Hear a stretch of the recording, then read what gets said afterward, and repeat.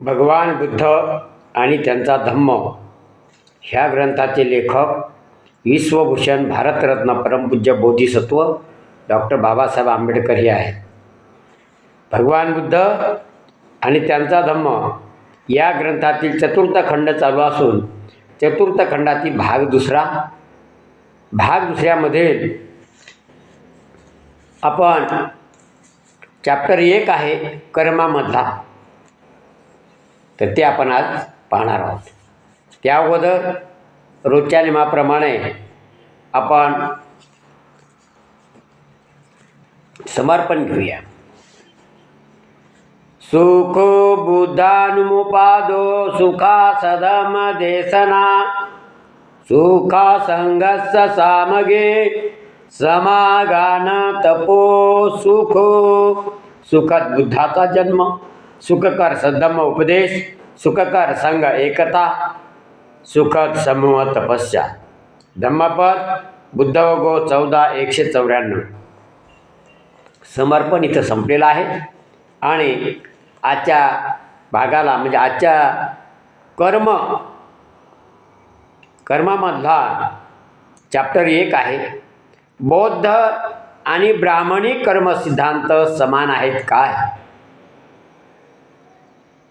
बौद्ध आणि ब्राह्मणी कर्मसिद्धांत समान आहेत काय, असा प्रश्न या कर्मामधून पडतो.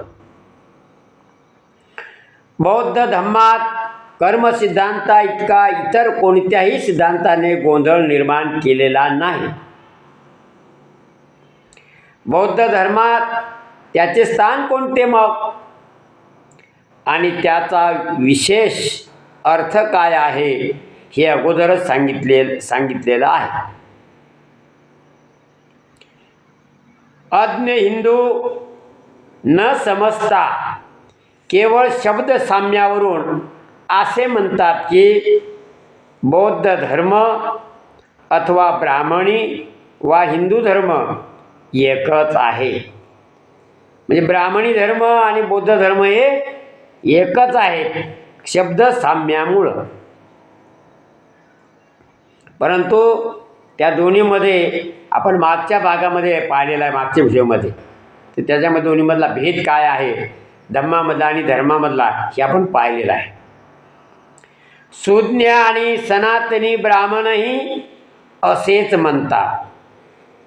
सुज्ञ म्हणजे शहाणे आणि सनातनी ब्राह्मणही असेच म्हणतात, कारण जाणून बुजून म्हणतात. ते लोकांचा गोंधळ होण्यासाठी जाणून बुजून ते म्हणतात बौद्ध धर्म आणि हिंदू धर्म म्हणजे ब्राह्मणी धर्म एकच आहे. परंतु त्यात त्यांचा हेतू अज्ञ बहुजनांची बुद्धी पुरस्पर म्हणजे जाणून बुजून गैरसमजूत करणे हा असतो. त्यांना माहीत आहे या दोन्हीमधला फरक आहे, परंतु ते जाणून बुजून या बहुजन समाजामध्ये अशा प्रकारचा गोंधळ निर्माण झाला पाहिजे म्हणून बौद्ध धर्म आणि हिंदू धर्म एकच आहेत असं ते वारंवार सांगत असतात. त्यांच्या प्रवचनातून, त्यांच्या वेगवेगळ्या बोलण्यातून सुद्धा तेच जाणवते आणि ते जाणून बुजून सांगतात.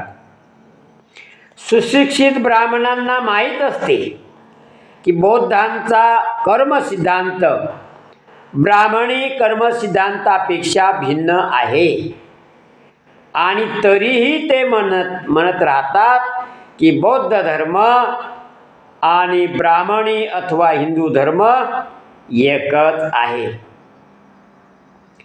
त्यांच्या द्वेषबुद्धीने चालवलेल्या अप्रचाराला या दोन धर्मातील कर्मसिद्धांताविषयक समान परिभाषेने सहाय्य होते. म्हणजे शब्द सारखे वाटतात म्हणून ते एकच आहेत असं वाटते, पण त्या दोन्हीमध्ये फरक आहे. मागच्या वेळेस आपण सांगितलं होतं, जसं गाढव आणि घोडं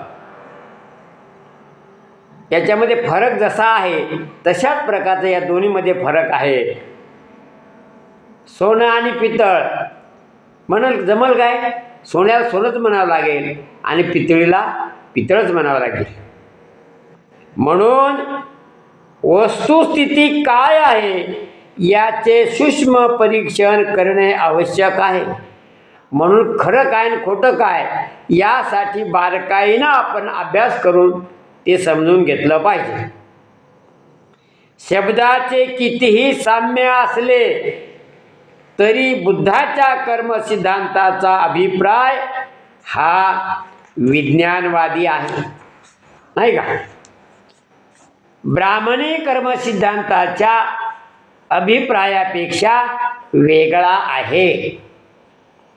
या दोन्ही सिद्धांतात आधारभूत प्रमाणे ही इतकी भिन्न आहेत की त्यापासून निष्पन्न होणारा निष्कर्ष समान असणे शक्य नाही. हिंदू कर्म सिद्धांताची मुख्य तत्वे खालीलप्रमाणे आहे.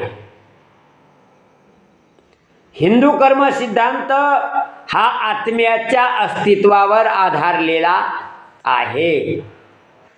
उलट पक्षी बौद्ध धर्म आत्म्याचे अस्तित्व मानित नसल्यामुळे तो आत्म्यावर आधारलेला नाही.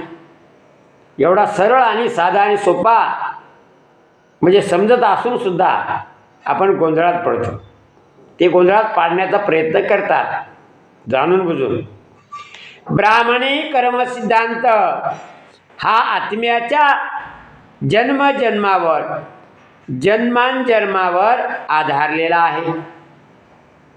आत्म्याचा पुनर्जन्म होतो असे मानल्यामुळे कर्म हे जन्मजन्मांतरी चालू राहते. त्याच्या उलट बौद्ध धर्म आत्माच मानत नसल्यामुळे हेही बौद्ध कर्मसिद्धांतास लागू होत नाही. देहाव्यतिरिक्त आत्म्याला अस्तित्व आहे यावर हिंदू धर्म आधारलेला आहे. परंतु मृत झाला तरी आत्मा मरत नाही असा हिंदू धर्माचा सिद्धांत सांगते. आत्मा देहातून निघून जातो, तो मरत नाही असं ते सांगत असतात. ही विधाने बौद्ध सिद्धांताला लागू नाहीत, कारण बौद्ध धर्मात आत्मा मानत नाही, त्यामुळे ते इथं लागू पडत नाही.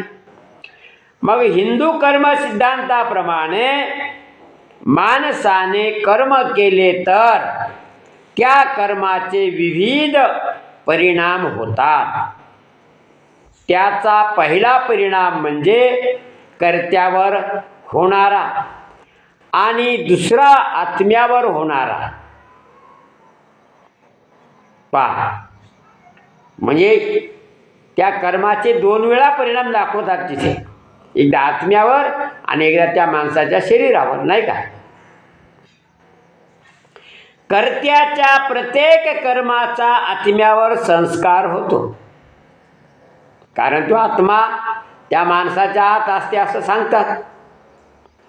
जेव्हा मनुष्य मरतो आणि त्याचा आत्मा त्याला सोडून जातो त्यावेळी त्याच्या आत्म्यावर असे अनेक संस्कार झालेले असतात. चांगले वाईट जे जे कर्म केलं ते भोगावं लागते असं ते सांगतही असतात पुन्हा. आणि या संस्कारामुळे पुढील जन्मी त्याला कोणते अधिकार मिळणार हे ठरत असते असं हिंदू धर्माचं तत्त्वज्ञान सांगत असते, ब्राह्मणी धर्माचं तत्त्वज्ञान सांगत असते. हिंदूंचा हा सिद्धांत आत्म्याचे अस्तित्व न मानणाऱ्या बौद्ध कर्म सिद्धांताशी विसंगत आहे, वेगळा आहे. वरील कारणास्तव बौद्ध कर्म सिद्धांत आणि हिंदू कर्म सिद्धांत हे एकच असू शकत नाहीत. आपण वेगवेगळे उदाहरणं आणि त्याचे सर्व माहिती दोघांची माहिती आपण पाहिलेली. दोघांची माहिती वेगळी वेगळी आहे, अलग अलग आहे, ती एका ह्याच्यात बसत नाही. म्हणून हे दोन्हीही एकच आहेत असे मानणे केवळ मूर्खपणाचे ठरेल. आणि जे असं लोक सांगतात ते मूर्खपणाचं लक्षण आहे. जास्त जास्त इतकेच म्हणता येईल की या शाब्दिक मायाजाळापासून सावध राहा. या शाब्दिक मायाजाळापासून बहुजनानं सावध राहिलं पाहिजे.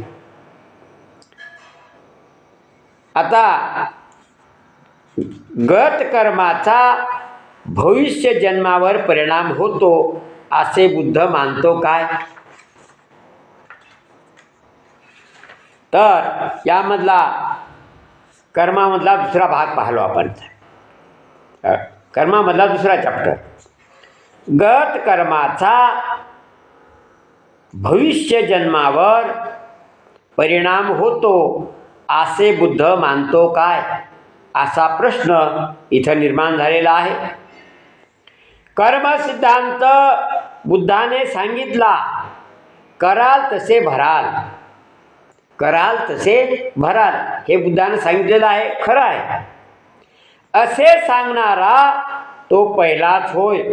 कोण? भगवान बुद्ध. कर्म सिद्धांत बुद्धाने सांगितलेला, कराल तसे भराल असा सांगणारा तथागत भगवान बुद्ध पहिलाच आहे. त्याच्या अगोदर कोणी सांगितलेलं नाही. तो कर्म सिद्धांतावर इतका भर देत असे की, तथागत भगवान बुद्ध कर्म सिद्धांतावर इतका भर देत असे की त्याच्या म्हणण्याप्रमाणे कर्म सिद्धांताच्या दृढ परिपालनाविना नैतिक सुव्यवस्था अशक्य आहे. नियमच पाळले नाही तर मग पुढचं पालन कसं होणार? भगवान बुद्धाचा कर्म सिद्धांत हा कर्म आणि त्याचा वर्तमान जीवनावर परिणाम ह्यापुरता मर्यादित होता. या दोन्हीमधला फरक समजून घ्या. भगवान बुद्धाचा कर्म सिद्धांत काय सांगते? कर्म आणि त्याचा वर्तमान जीवनावर परिणाम ह्यापुरताच मर्यादित होता. तो मेल्यावर गेल्यावर त्याचा काहीही संबंध येत नाही, असं तथागत भगवान बुद्धाचा सिद्धांत आहे. परंतु हिंदू धर्माचा सिद्धांत मात्र मेल्यावर त्याच्या आत्म्याला ते भोगावं लागते असं सांगितलेलं आहे. तथापि अधिक विस्तृत असाही एक कर्म सिद्धांत आहे आणि या कर्म सिद्धांताप्रमाणे गत जन्मीच्या कर्माचा कर्मात अंतर्भाव होतो. माणूस गरीब कुळात जन्मास आला तर या सिद्धांताप्रमाणे त्याचे कारण त्याचे गत जन्मीचे दुष्कर्म, म्हणजे अगोदर त्यानं वाईट कर्म केले म्हणून या जन्मात तो गरीब कुळात जन्मा आला, असा ब्राह्मणी धर्माचा किंवा हिंदू धर्माचा सिद्धांत सांगते. तो श्रीमंताच्या घरात जन्मला तर त्याचे कारण गत जन्मीचे सत्कर्म असे ते सांगत असतात. जन्मतच माणसात काही व्यंग असेल, म्हणजे आंधळा, खुळा, लंगडा, मुक्का, बहिरा, जे काय असेल ते, जन्मतच माणसात काही व्यंग असेल तर त्याचेही कारण त्याचे गत जन्मीचे दुष्कर्म, म्हणजे अगोदरच्या जन्मात त्यानं पाप केलं म्हणून या जन्मात तो लंगडा झाला, या जन्मात तो मुका झाला, या जन्मात तो आंधळा झाला, असं हे हिंदू धर्मातला सिद्धांत सांगते. हा अत्यंत दुष्ट सिद्धांत आहे. कर्माचा असा अर्थ लावला तर माणसाच्या श्रमाला काहीच स्थान उरणार नाही. मग माणसानं केलेल्या कष्टाला काहीच महत्त्व राहणार नाही. सर्व काही गत जन्मीच्या त्याच्या कर्माने पूर्वनियोजित केल्यासारखे होईल. मग आपल्याला जीवन जगायची काय गरज आहे? अगोदर जर केलं असेल चांगलं, या जन्मात काम धंदे करायची काय गरज आहे? हा विस्तृत कर्म सिद्धांत बौद्ध प्रणीतच आहे असा अनेक वेळा भगवान बुद्धावर आरोप करण्यात येतो. पण भगवान बुद्धाचा तसा कर्मसिद्धांत नाही. परंतु भगवान बुद्ध खरोखरच हा सिद्धांत मानित होता काय, असा प्रश्न निर्माण होतो. ह्या सिद्धांताची बरोबर परीक्षा करण्यासाठी तो ज्या शब्दात सामान्यतः सांगितला जातो त्यापेक्षा वेगळ्या शब्दात सांगणे योग्य होईल. गत कर्म हे माणसा समवेत जाते असे म्हणण्यापेक्षा ते वारसा म्हणून येते हे म्हणणे अधिक संयुक्त आहे. शब्दाच्या या परिवर्तनामुळे वांशिकतेच्या नियमावर कर्मसिद्धांताची कसोटी लावता येते. त्याप्रमाणेच ह्या शब्द परिवर्तनाने त्या सिद्धांताच्या अभिप्रेत आणि रूढ अर्थाला बाधा येत नाही. जे दोन प्रश्न एरवी माणसाला या सिद्धांताविषयी विचारणे शक्य झाले नसते, तोच सिद्धांत निराळ्या भाषेत मांडल्यामुळे शक्य झाले आहे. हे जे दोन प्रश्न आहेत त्या दोन प्रश्नाची उत्तरे दिल्याशिवाय हा सिद्धांत स्पष्ट होत नाही. पहिला प्रश्न हा की गत कर्माचा वारसा कसा लाभतो, त्याची प्रक्रिया कशी असते, असे दोन प्रश्न निर्माण होतात. दुसरा प्रश्न असा की वांशिकतेच्या दृष्टीने गत कर्माचे रूप कसे असते. ते वंशानुगत मातापितरापासून चालत आलेले असते की नंतर स्वतः संपादिलेले असते. आपल्या मातापितरापासून आपल्याला काय मिळते हे अगोदर आपल्याला पाहायला लागेल. आपल्या आईवडिलांकडून आपल्याला काय मिळते. शास्त्र सांगते जेव्हा वीर्यजंतूचा गर्भाशयातील अंड्याशी संयोग होतो तेव्हा प्राण्याच्या जीवनाला प्रारंभ होतो. हा विज्ञानावर आधारलेला आहे. वीर्यजंतूच्या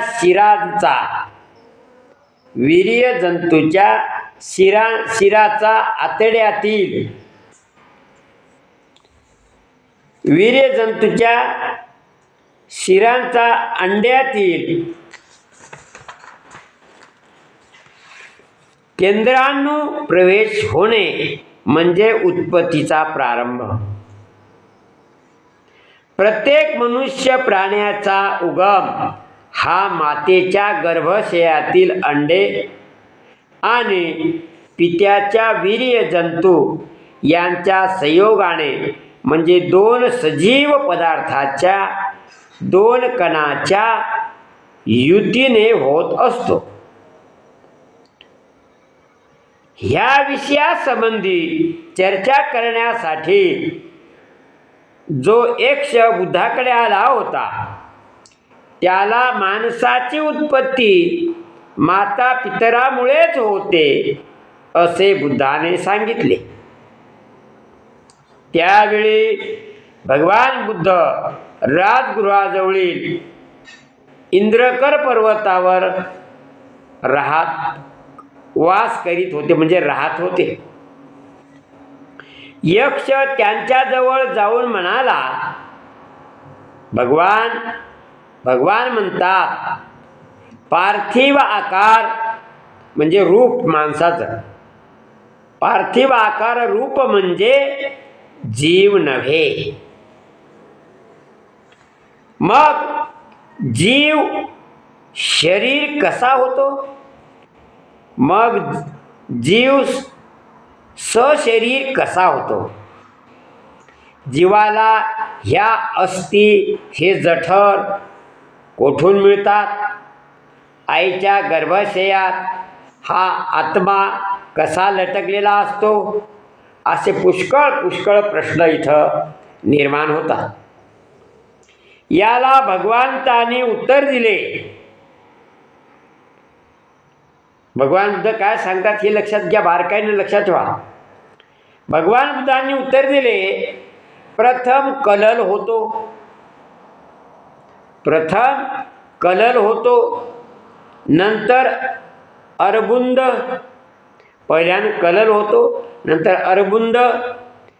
त्यापासून पेशी वाढते आणि पेशीपासून घन म्हणजे गोळा तयार होतो. घन होऊन तो वृद्धी पावत राहतो, तो गोळा वाढत राहतो. या घनात पुढे केस निघतात.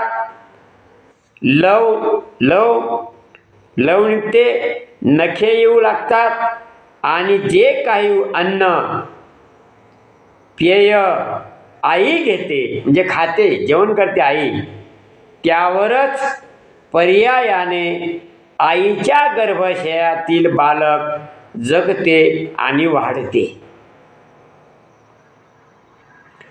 आता हिंदू सिद्धांत मात्र वेगळा आहे. तो काय सांगतो? तो सिद्धांत म्हणतो की शरीर वंशानुगत माता पित्यापासून प्राप्त होते, परंतु आत्म्याचे तसे नाही. आत्मा नाही म्हणते, तो शरीरात बाहेरून आत ठेवलेला आहे, असा हिंदू धर्माचा सिद्धांत सांगते. अर्थात कोठून ठेवला? मग त्या आतल्या बाळात, आत जे बाळ आहे त्याच्यात आत्मा कोठून ठेवला हे काही हा सिद्धांत सांगू शकत नाही. आता गतकर्माचे स्वरूप कसे असते या दुसऱ्या प्रश्नाकडे वळतात. एका गोष्टी संबंधी निश्चिती केली पाहिजे, ती म्हणजे कर्म हा वंशानुगत गुण विशेष समजावयाचा की स्वतःच संपादलेला गुण समजायचा. या प्रश्नाचे उत्तर आल्याशिवाय वंशानुक्रमाच्या शास्त्रीय सिद्धांताची त्याला कसोटी लावता येत नाही. परंतु या किंवा त्या दृष्टीने त्याचे उत्तर आले तरी हा कर्मसिद्धांत हा अर्थपूर्ण आहे किंवा अर्थहीन आहे हे ठरवण्यास शास्त्र सहाय्य करू शकेल काय? तर नाही करू शकत. शास्त्रानुसार मुलात आईबापाचे गुण विशेष उतरतात. हिंदू कर्म सिद्धांताप्रमाणे बालकाला त्याच्या आईबापापासून देहापलीकडे काहीच मिळत नाही असे सांगतात. हिंदू सिद्धांताप्रमाणे गत कर्म हे मुलाने आपल्या जन्माबरोबर स्वतः आपण आपल्यासाठी आणलेला वारसा आहे. त्यात आईबापाचा काहीच भाग नसतो असं हिंदू धर्म सांगतो. सर्व काही बालक आपल्या बरोबरच आणते. अशा प्रकारचा सिद्धांत बुद्धीस पटणारा ठरत नाही. वर सांगितल्याप्रमाणे बुद्ध असल्या बुद्धी विसंगत म्हणजे बुद्धीला न पटणारा सिद्धांतावर विश्वास ठेवीत नाही. या विषयाची चर्चा करताना मनुष्य आपल्या चांगल्या वाईट कर्माच्या परिणामापासून मुक्त होतो काय? या प्रश्नाचे स्थवीर नागसेन बनते ने राजा मिलिंदाला उत्तर दिले आहे.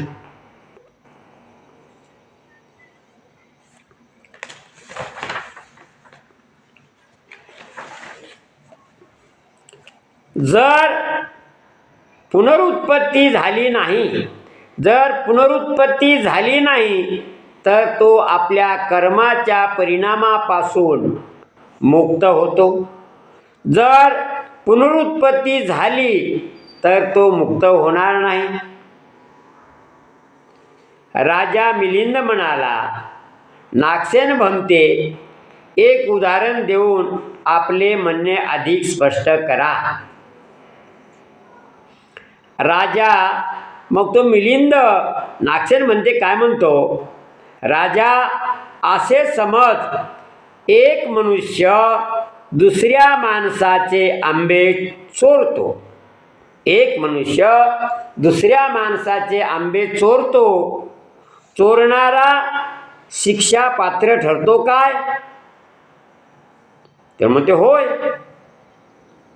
परंतु दुसऱ्या माणसाने ज्या आंब्याचे बीज जमिनीत लावले होते ते आंबे त्याने चोरलेले नाहीत, मग तो शिक्षा पात्र का?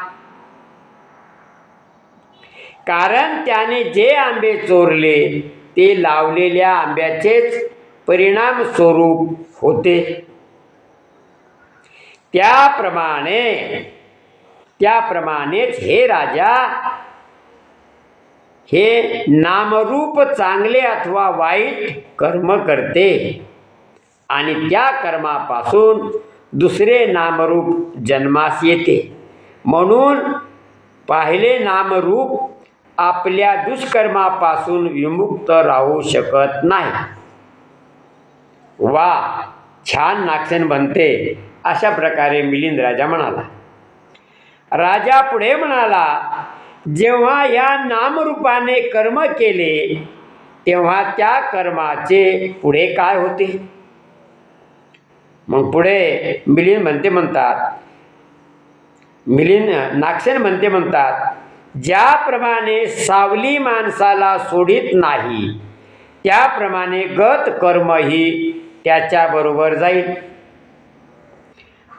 पण मग ही कर्मे आहेत असे म्हणून कोणाला ती कर्मे दाखविता येतात का? तर तो राजा म्हणतो नाही. म्हणतात नाही. एक उदाहरण देऊन ते अधिक स्पष्ट करा, असं राजा त्या नागसेन म्हणतेला म्हणाला. मग नागसेन म्हणतात, वृक्षाला जी फळे अद्यापही यावयाची आहेत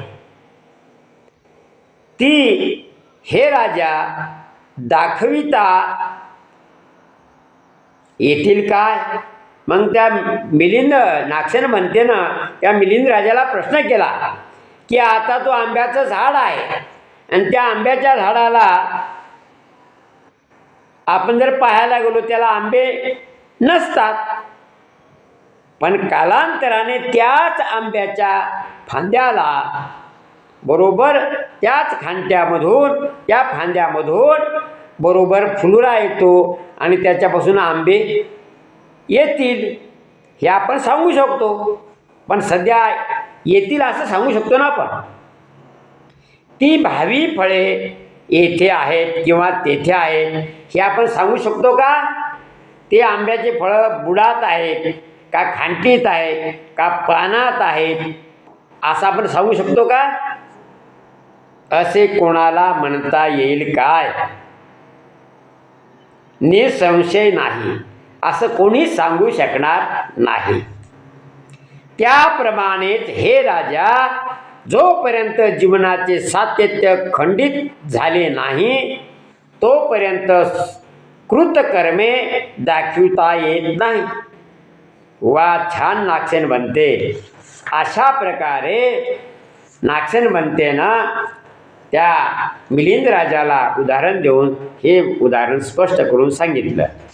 तर आजचा भाग इथे थांबूया. उद्या आपण गत कर्माचा भविष्यावर परिणाम होतो असे बुद्ध मानतो काय ते उद्याच्या भागामध्ये आपण पाहणार आहोत. तोपर्यंत सर्वांचं मंगल हो. व्हिडिओ मोठा झालेला आहे म्हणून आपण इथेच थांबूया. आपण बुद्ध धम्म आणि संघ याला आपण शरण जाऊया आणि भगवान बुद्धाचं तत्वज्ञान प्रत्येकाला शेअर करा, लाईक करा, सबस्क्राईब करा आणि गंभीर खंडार यूट्यूब चॅनलला आपण लाईक केलं पाहिजे, सबस्क्राईब केलं पाहिजे आणि इतराला सांगितलं पाहिजे, शेअर केलं पाहिजे. उद्या भेटूया पुन्हा याच व्हिडिओमध्ये. तोपर्यंत थांबूया. जय भीम, नमो बुद्धाय, जय संविधान.